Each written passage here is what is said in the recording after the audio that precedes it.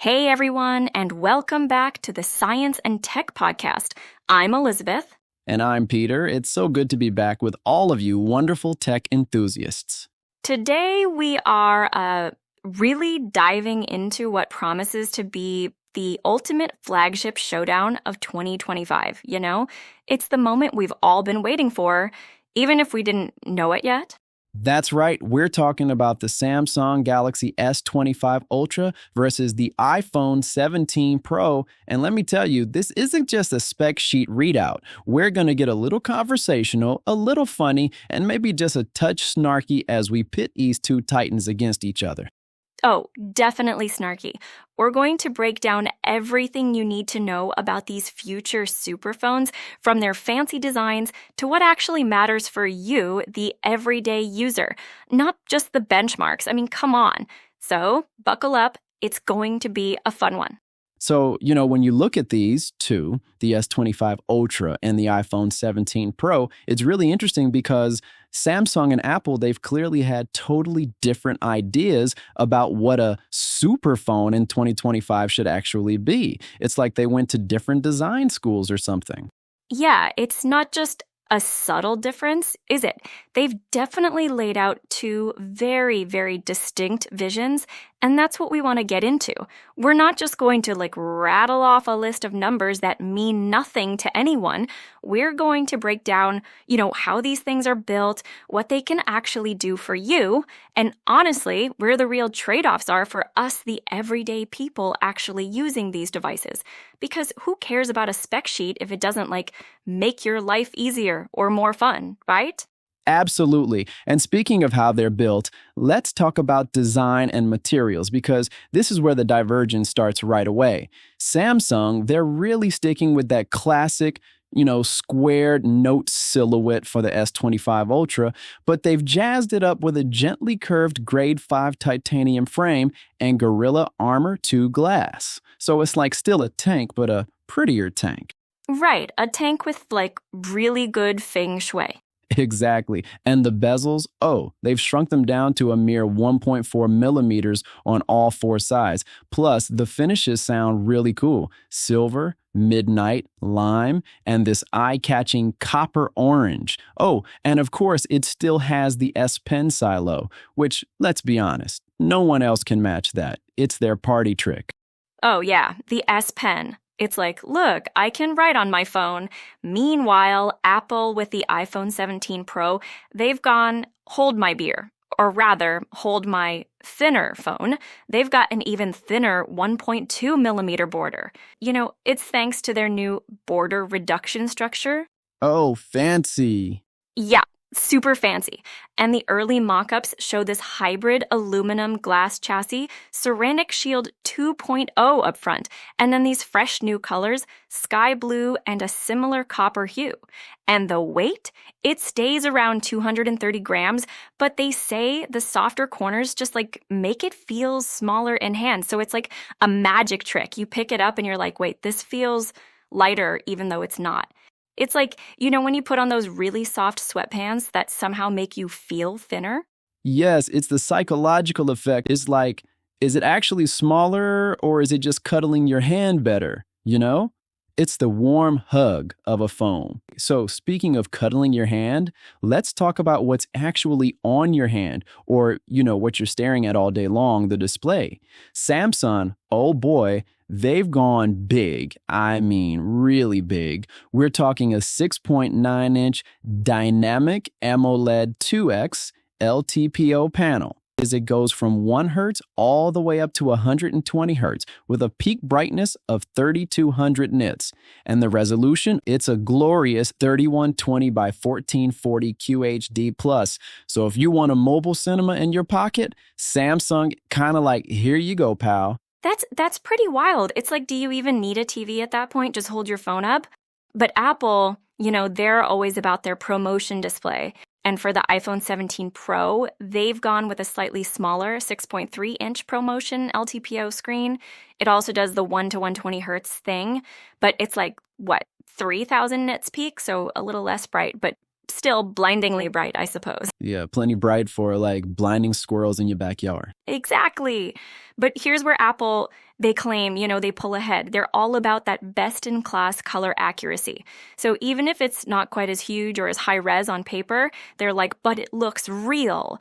And of course, the dynamic island, it's still there, but now it's got like AI-driven live widgets. So it's becoming more dynamic, supposedly, though I'm still not entirely convinced it's that dynamic, if you know what I mean.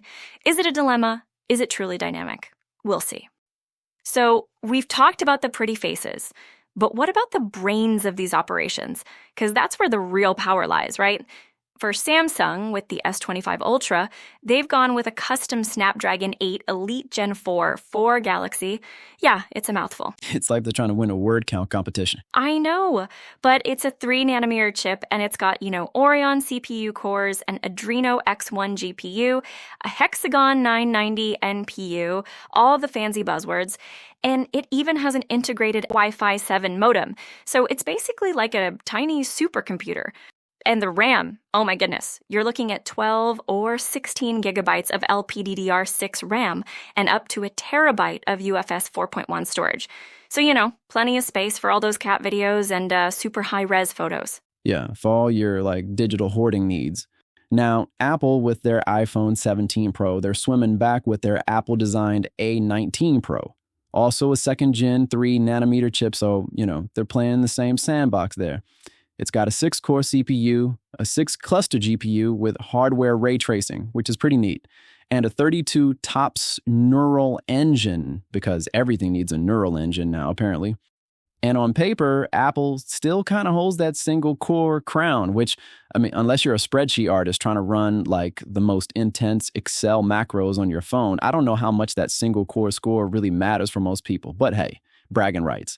And they finally moved to 12 gigs of LPDDR6 RAM, mirroring Samsung's storage ladder, but, faster NVMe for Apple. So if you're transferring like gigabytes of files, maybe you'll notice it, maybe. So we've talked about the brawn, right? The chips, the RAM.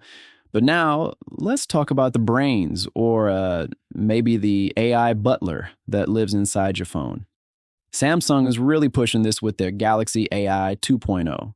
We're talking about features like Live Translate 2.0, which works offline, which is pretty huge if you're traveling and don't want to rack up those roaming charges.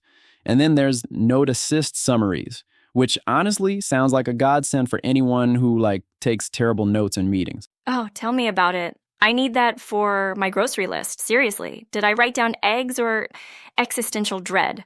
But then on the Apple side, they've got their new Apple Intelligence layer in iOS 19. And it's very Apple-y named, isn't it? Apple Intelligence. It sounds like something that will wear a turtleneck. Exactly. It's got Genmoji 2.0, which, custom emojis, because the world needs more custom emojis. And then document and email smart digests, which I guess sounds like a fancy way of saying it reads your emails and tells you what's up. But the big one is a far more conversational Siri. So maybe Siri will actually understand me when I say, hey Siri, play that song that goes do. Yeah, maybe she'll actually answer in full sentences instead of just We can only hope. And Apple, of course, they're really leaning into their privacy story here, saying that most tasks are processed locally by the A19 Pro. So your embarrassing search history stays on your phone, not in the cloud somewhere. Both of them really are trying to keep user data on device by default, which is good. But it seems like Samsung is a little more about the productivity, and Apple's like, let's make some fun emojis and, talk to Siri. So we talked about what these phones can do with their brains. But what about what they can see? Let's get into the cameras, because for a lot of people, that's like the make or break, right? The S25 Ultra, oh boy, it's packing a 200 MP main camera. That's a lot of megapixels, Peter. And a 50 MP ultra-wide, which is nice. But the real star, I think, for Samsung is that 50 MP periscope lens with a 10x optical zoom. Oh, the zoom? Yeah. It's like if you want to take a picture of a squirrel on the moon, Samsung's got you covered. Or, a distant bird, or like a celebrity you're really trying to creep on from across the street. Hold on. I got to interject here. While Samsung's out there zooming on like distant squirrels and possibly unsuspecting celebrities, Apple's iPhone 17 Pro, it's still really focused on that video side of things. You've got that 48 MP main, a 48 MP tetraprism 5x telephoto, and a 12 MP ultra wide. But what really shines here, and Elizabeth, you know this, their color science for video, it's chef's kiss. It's so good. Oh, it is. It's like they're saying, sure, you can zoom in on that squirrel, but we'll make your home videos look like they belong in a blockbuster movie. Exactly. You're going to shoot 8K ProRes and 4K 60 FPS cinematic mode. So you're not just like documenting your kid's soccer game, you're directing a full-on, Scorsese film. Pretty much.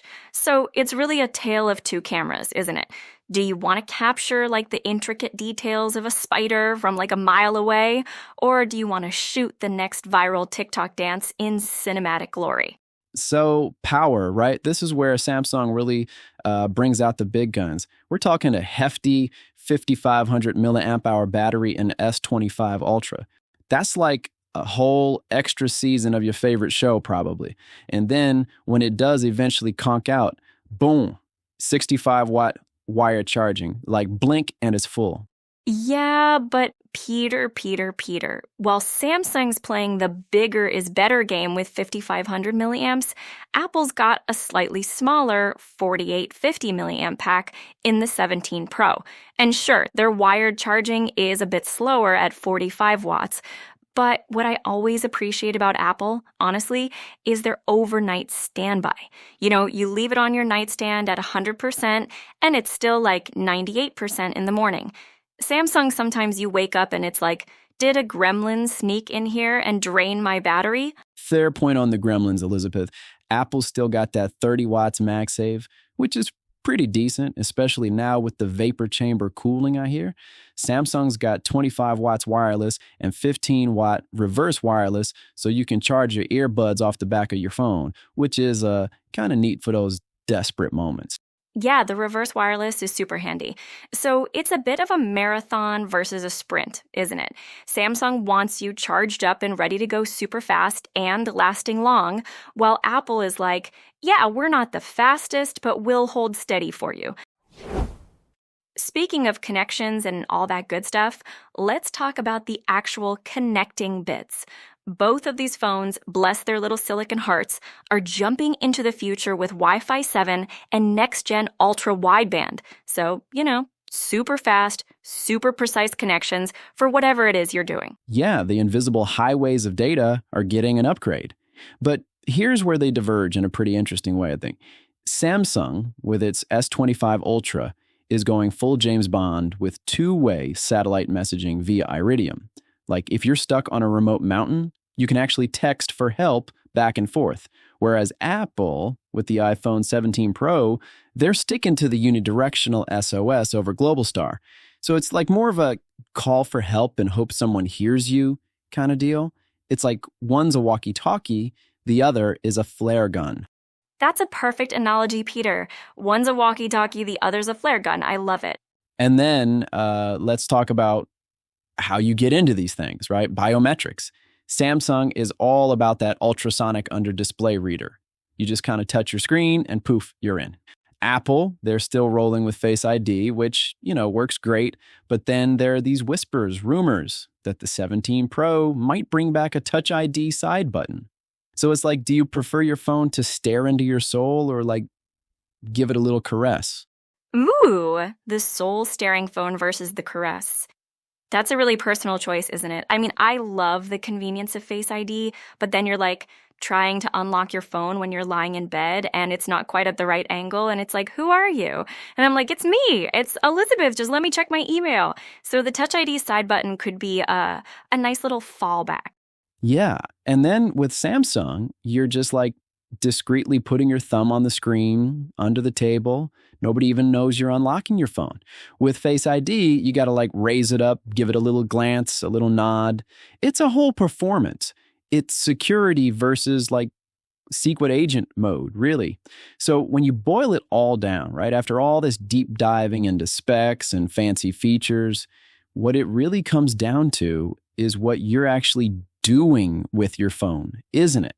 Like, if your life is all about productivity, if you're constantly taking notes with a stylus, or you need that insane zoom to catch a squirrel on the moon, or you're dreaming of turning your phone into a full-blown desktop with DeX multitasking, then honestly, the Galaxy S25 Ultra is practically built for you. It's purpose-built, as they say.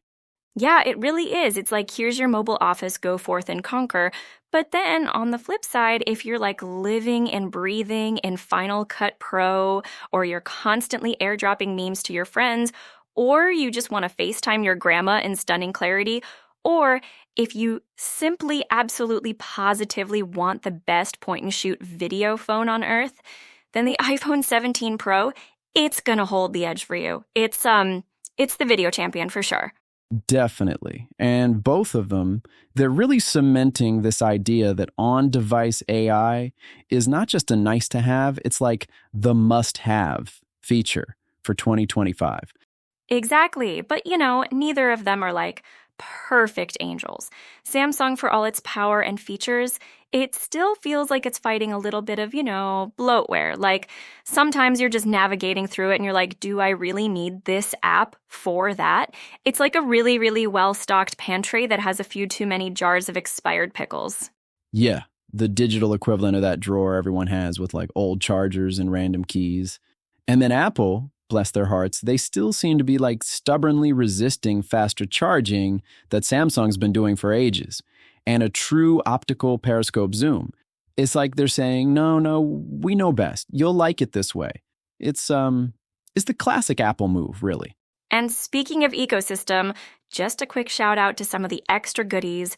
I mean, Samsung is really leaning into that whole connected life thing, bundling Galaxy Buds 3 in a bunch of regions, and really pushing that seamless pairing with their Galaxy Ring fitness tracker. It's like, here, have a whole uniform of tech. Yeah, and Apple, of course, they're not going to be left out of the ecosystem party. They're all about those second-gen Vision Pro handoff tricks, which honestly sounds pretty slick if you're deep in that headset world. And finally, their MagSafe battery pack will support reverse charging to AirPods. I mean, it took them long enough, right? It's like, oh, you want to charge your earbuds? Fine, we guess you can use the giant magnet on the back of your phone. It's almost like they listen sometimes. Almost. Well, that wraps up our flagship showdown for 2025. We've covered a lot, from design to displays, AI to cameras, and all those little perks that make you pick one over the other. It's been a blast, as always, diving into the tech trenches with you, Elizabeth. Thanks so much for tuning in to the Science and Tech Podcast, everyone. Absolutely. If you enjoyed this episode, please do us a favor, like, share, subscribe, leave us a review wherever you get your podcasts. It really, really helps us out. Until next time, keep those screens bright, your batteries charged, and your tech obsessions healthy. Bye, everyone. See ya.